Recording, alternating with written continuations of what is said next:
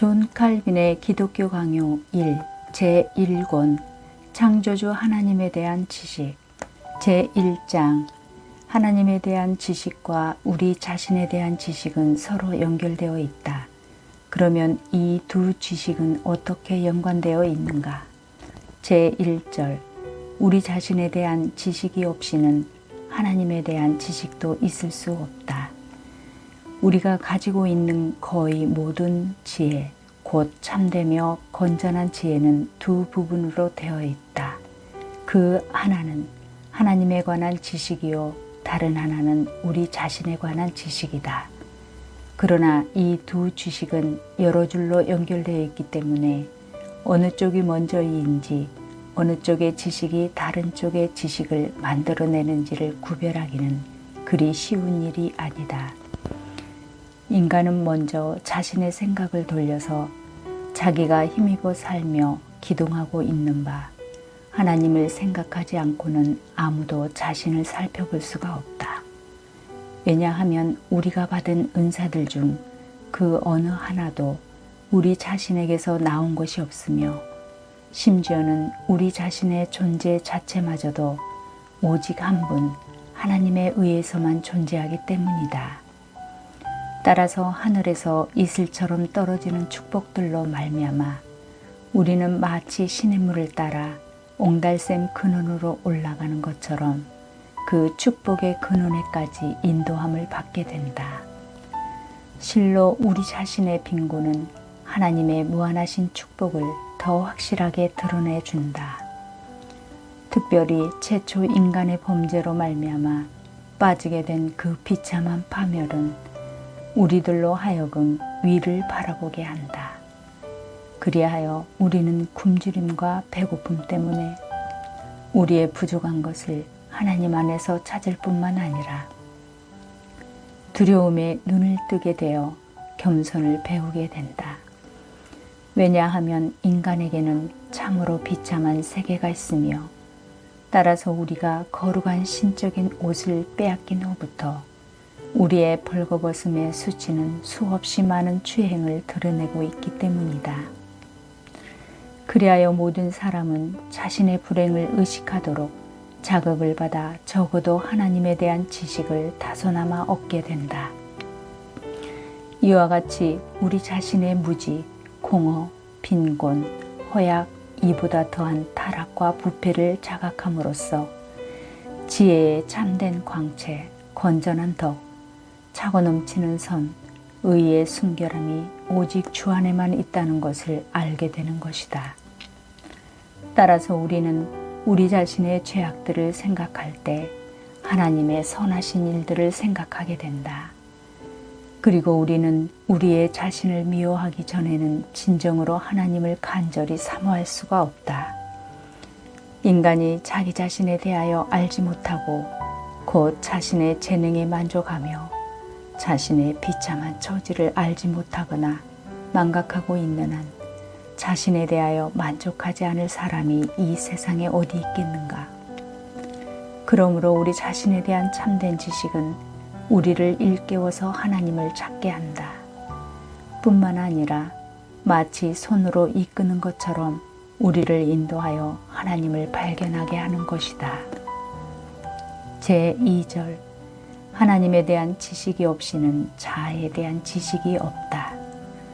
한편 인간은 분명히 먼저 하나님의 얼굴을 바라보고 나서 다음으로 자신을 자세히 검토하지 않는 한 결코 자신에 대한 참된 지식을 얻지 못한다. 왜냐하면 명백한 증거에 의해서 우리 자신의 불의, 더러움, 어리석음, 불결함을 스스로 확신하기 전에는 우리는 항상 자신을 의롭고 바르고 현명하며 거룩하다고 생각하기 때문이다. 이러한 교만은 온 인류의 본래적인 것이다. 더욱이 우리가 자신만을 바라보고 이러한 판단의 유일한 표준이 되시는 주님을 바라보지 않는다면 그와 같은 참된 확신을 가지지 못하게 될 것이다.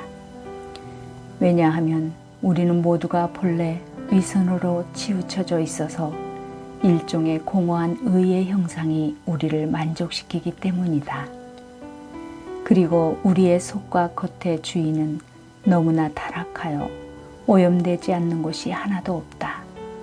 그러므로 우리의 정신이 인간 부패의 범위 한도에서만 보게 되면 적게 오염된 것으로 보이며 그것이 마치 가장 깨끗한 것처럼 우리 자신을 즐겁게 한다. 사실 우리가 영혼의 모든 능력을 평가하는 데 있어서 얼마나 크게 속고 있는가 하는 것은 육체의 감각을 통해서 더욱 명백하게 깨닫게 된다. 만일 우리가 대낮에 땅을 내려다보거나 주위에 있는 어떤 사물들을 본다면 우리 자신이 가장 강하고 가장 예리한 시력을 갖고 있다고 생각할 것이다. 그러나 일단 우리가 눈을 들어 태양을 똑바로 쳐다보게 될 때 우리의 시력은 당장 그 큰 광채로 말미암아 눈이 부시고 혼란을 일으키게 될 것이다. 그리하여 우리는 지구상의 사물을 볼 때에는 그렇게 예리하던 시력도 태양을 쳐다볼 때에는 아주 흐려진다는 것을 인정하지 않을 수 없다. 이러한 사실은 또한 우리의 영적 은사를 평가할 때에도 마찬가지이다. 우리가 이 지상 너머를 바라보지 못하고 우리 자신의 의와 지혜와 덕으로 완전히 만족하고 있는 한 우리는 자신이 가장 훌륭한 존재인 양 우쭐대며 자신을 거의 반신적인 존재로 착각하게 될 것이다. 그러나 일단 우리의 생각을 하나님 앞으로 향하며 그의 속성을 생각하며 마땅히 우리의 규범이 되어야 할 하나님의 의와 지혜와 권능이 절대적으로 완전하다는 것을 생각하게 될 때 전에 의라는 가면을 쓰고 우리를 즐겁게 하던 것은 가장 사악하고 추한 것으로 여겨지게 될 것이다. 그리고 지혜라는 이름으로 우리를 신기하게 감동시켰던 것은 가장 어리석은 것으로 역겨움을 받게 될 것이다.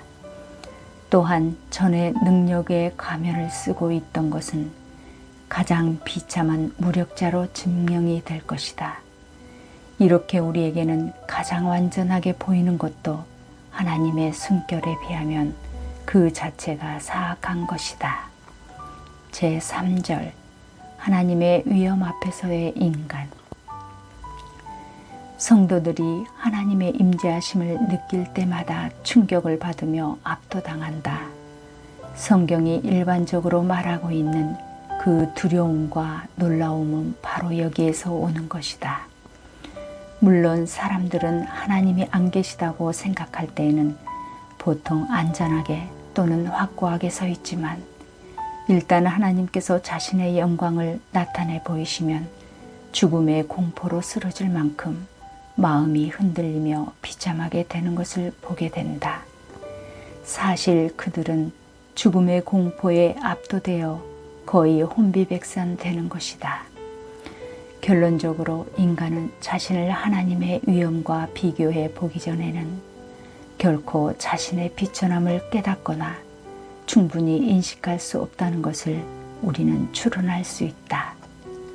더욱이 우리는 이러한 놀라운 사건의 많은 신뢰를 사사기나 여러 예언서에서 자주 보게 된다. 그리하여 다음과 같은 말이 자주 하나님의 백성들 가운데서 공통적으로 표현되었다. 우리가 하나님을 보았으니 반드시 죽으리로다. 욥의 이야기는 하나님의 지혜와 권능과 순결을 표현함으로써 인간으로 하여금 자신의 어리석음과 무능력 그리고 부패를 인식해야 하는 가장 강력한 논증을 사용한다. 아브라함은 하나님의 영광을 보기 위하여 가까이 가면 갈수록 점점 더 자신이 티끌과 재에 친하지 않다는 사실을 충분히 인식했으며 엘리야도 자기 얼굴을 겉옷으로 가리지 않고는 하나님께서 가까이 오심을 감히 견뎌낼 수가 없었던 것이다. 이와 같이 하나님의 나타나심은 매우 두려운 것이다. 그룹들까지도 두려움을 피해 그들의 얼굴을 가리지 않으면 안 되었거늘 하물며 부패하고 버러지에 지나지 않는 인간이 도대체 무엇을 할 수 있단 말인가? 이에 대하여 선지자 이사야는 다음과 같이 말하였다. 그때 달이 무색하고 해가 부끄러워하리니 이는 만군의 여호와께서 왕이 되시고 곧 하나님께서 자신의 광채를 나타내시며 보다도 가까이 발하실 때에는 가장 빛났던 광채들도 그 앞에서 어두워지게 된다. 그러나 하나님에 관한 지식과 우리 자신에 관한 지식이 서로 밀접한 관계를 지니고 있다고 하더라도 먼저는 하나님에 관한 지식을 논하고 그 다음 우리 자신을 아는 지식을 논하는 것이 정당한 순서일 것이다. 오늘의 기도. 하나님께서 우리에게 찾아오신 사실들이 성경의 증언입니다. 감당할 수 없이 부끄러운 저희를 두렵고 떨리게 하십니다. 우리 스스로 어렵다고 생각하던 가면이 벗어버리게 하는 것은 오직 하나님의 임재를 알고 경험하는 일입니다. 그리스도 안에서 저희를 긍휼히 여겨 주옵소서.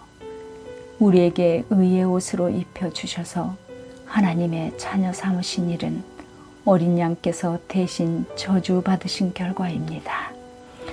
우리의 저주와 형벌을 대신 감당하셨고 우리는 그리스도의 은혜를 따라 하나님의 자녀로 살아갑니다. 주 예수 그리스도의 이름으로 기도하옵나이다. 아멘.